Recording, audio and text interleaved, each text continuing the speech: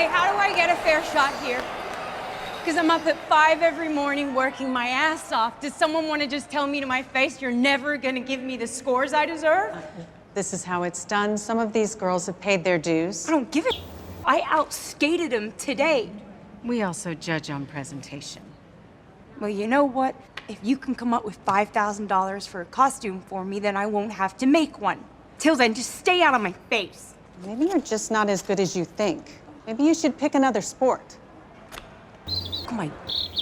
And that's a clip from I, Tonya. It stars Margot Robbie. Margot, it's very nice to see you again. How are you? Thanks for having me back. Well, and so soon after Goodbye Christopher Robin, Yeah. when you came in with Donald Gleeson. I have to say, you created quite a stir, the two of you, because people kept on writing in for quite a few weeks afterwards, saying that they'd been listening to the show and they kept on seeing Donald Gleeson on train platforms, and it was like you were, yeah. And then we got this email from a guy called Joe, who says, while waiting for a flight from Dallas to New York early on a Saturday morning, I was listening to your podcast. I've been saving it up. And as I boarded, your interview with Donald Gleeson and Margot Robbie began.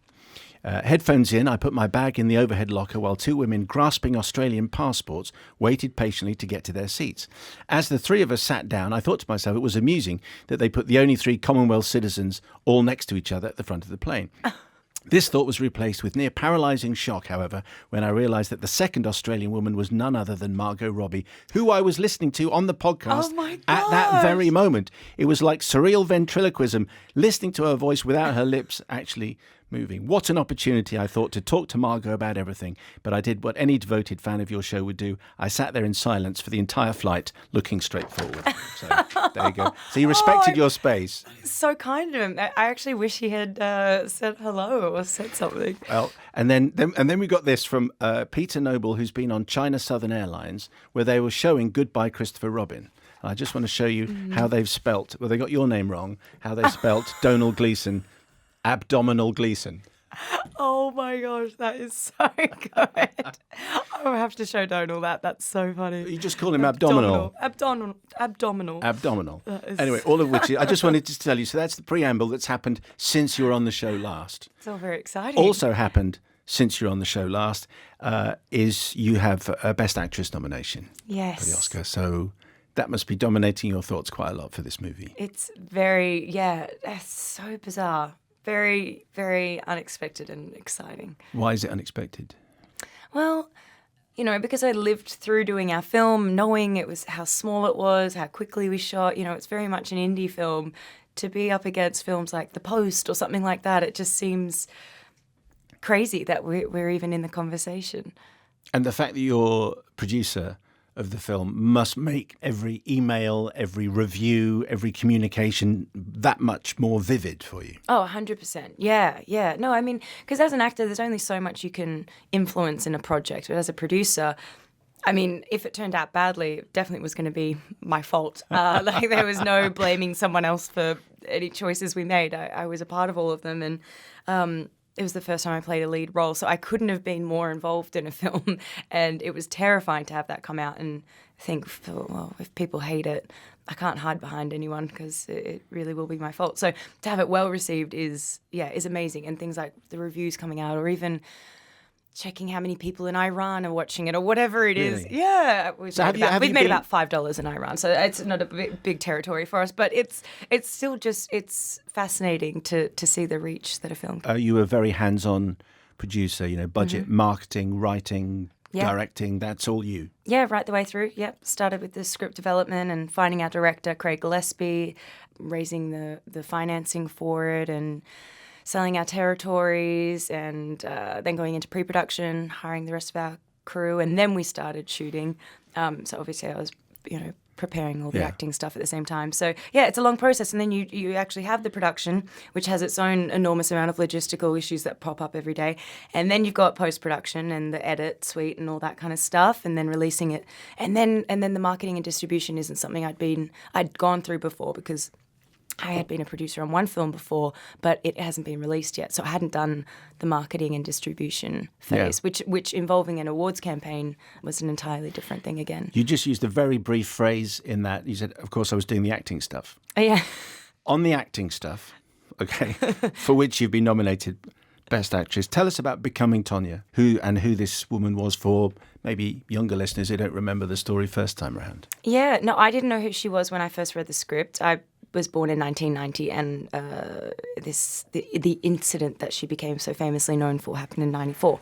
And so I missed it. I was, 3.5 years old. And nonetheless, when I read the script, I was fascinated by the character and the way Stephen had written her and kind of structured the script to have unreliable narrators contradicting one another, and all the different framing devices he uses throughout the script all made it very engaging. And, he never told you how to feel about them. You just inherently ended up feeling something for them, which I loved. But, yeah, approaching the character, I for any character, I work with my acting coach, I work with a dialect coach, and for Tonya, I started working with a movement coach, which was really interesting. I wanted to really, I try to alter my physicality anyway, but I really wanted to alter it for Tonya, and I found it really helpful. For someone who's never met her, explain what she's like. I'm aware that we haven't said the kind of woman that she is. And I know you did meet her in the end. What kind of a person is she?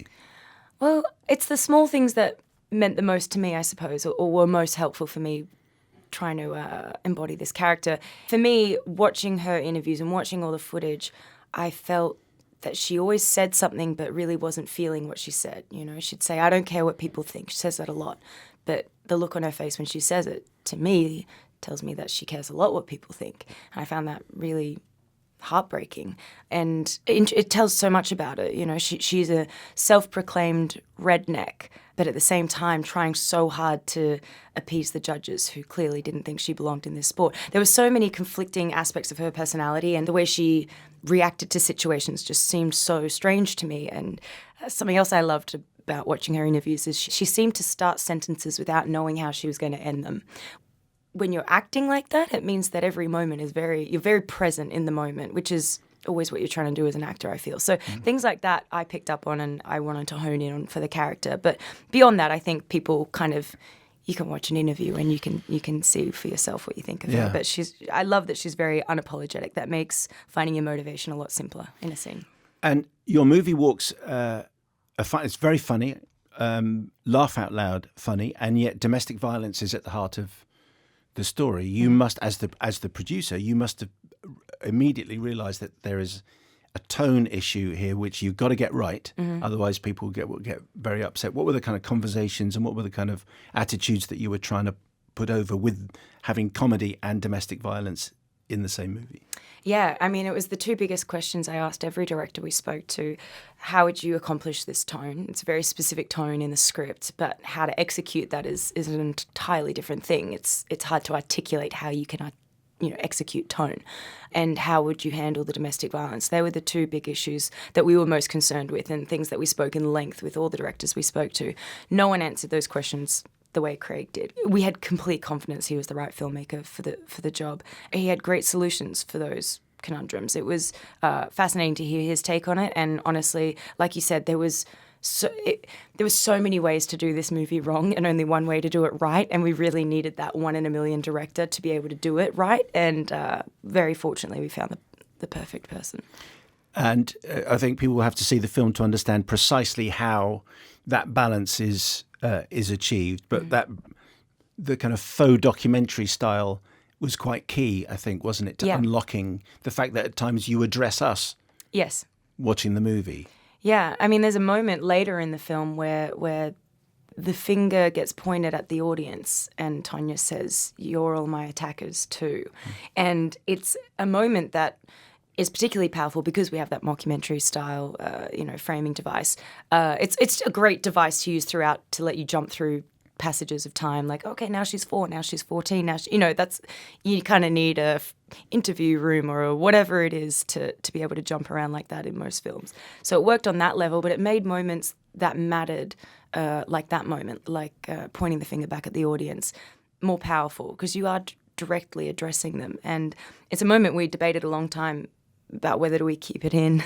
People don't like having the blame kind of thrown back in their face, and we needed to do it to make our point, I think, just for a moment. Is the film on her side? No, it's really, I mean, because she's the protagonist, you definitely see more of her version of events. And therefore it's easier, I think, to empathize with her character than some of the other characters because you just have more screen time with Tonya. But the point really was to tell a lot of different sides of the story and show how people who were in the exact same place at the exact same time 20 years later remember the exact same thing totally differently. And they did. When Stephen interviewed Jeff and Tonya, their stories, their accounts of what happened and their lives together This is her ex-husband? Yes, her ex-husband, yes. Were completely contradictory. The only thing they seemed to agree on was the portrayal of Lavana, Tonya's mum. That seemed to be the only thing they agreed on. Extraordinary Played by performance from Alison Janney. Yes, correct. Who we didn't know we couldn't find her when we were shooting. Stephen couldn't find her when he was writing the script. So we never got to hear her account. Her character is really built from the versions of Jeff and Tonya. Yeah, the point really was to give lots of different perspectives on the same event. Maybe this is the most straightforward part of the film, but from the athletic performance that you have to put in, we've been talking about everything else other than the fact that she was a phenomenal ice skater, and you have to be a phenomenal ice skater in this picture. What was asked of you from a physical point of view? How good did you have to get before any special effects take over? Yeah, I mean, as good as I could be in the time that we had, and I needed to have started at 2 years old if I wanted to look even close to Olympic level, and obviously I couldn't do that. So it was about it was obviously learning the skate routines, learning how to, technically how to skate as accurately as possible, but more importantly, looking powerful, strong, and comfortable on the ice. That was the biggest. Looking for her, I wanted the ice to be her free place, her safe place in the world. And she says that in interviews, you touch the door, you leave your problems behind, you can just skate. And I wanted to feel like that. But for me, Margot, being on the ice was like the most terrifying place to be because I was constantly worried I was going to break bones and hold up production. So really overcoming that and trying to make it look like being on the ice was my happiest and safest place in the world. Because she wasn't just a great skater, but she was the first woman to do the triple axel. Yes. Is that right? And in competition, yeah. In competition. And just explain what that meant, because that instantly, even though she didn't fit in and even though she wasn't the image that the authorities wanted to portray, that meant that they couldn't ignore her. Exactly. It was a way, that she always felt, and this is from her point of view, she always felt that they never gave her the scores that she deserved because she couldn't wear $5,000 costumes and she didn't have perfect hair and makeup and she didn't have a slender, graceful build, but she was a powerful and brilliant skater, and she did try to play by the rules to an extent, but she also had her own take on it. She'd play ZZ Top instead of classical music and all that kind of stuff, and they seemed to really dislike her because of it. But if she landed the triple axel, her place in that sport is undeniable. They'd have to give her the scores if you did something like that. That was a coveted move that no one was even trying. And she did it, and that's why it was such a big deal, I think, because it meant that they couldn't ignore her anymore. Well, it's a phenomenal success. The Oscar nomination, I think, puts it rightly where it is. You must be thinking, hey, leading a film, this is easy, because you haven't had a lead role really before. No, I've never done a lead role. It's my first one.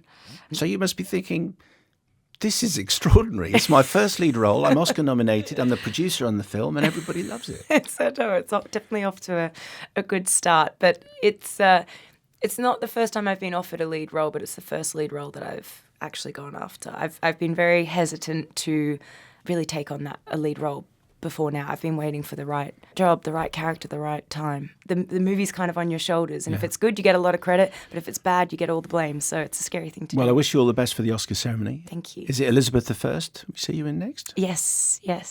That will be later this year. Okay. And that's not the lead because it's Mary Queen of Scots. Saoirse Ronan's the lead. She's Mary Queen of Scots and I play Queen Elizabeth Who was sitting I. in this studio just a few days ago. Oh, you're joking? Yeah. Oh. Margot, always a pleasure. And give our regards to Abdominal Gleeson. Abdominal Gleeson. Next time you see him. I will. All right. Margot Robbie, thank you. Thank you.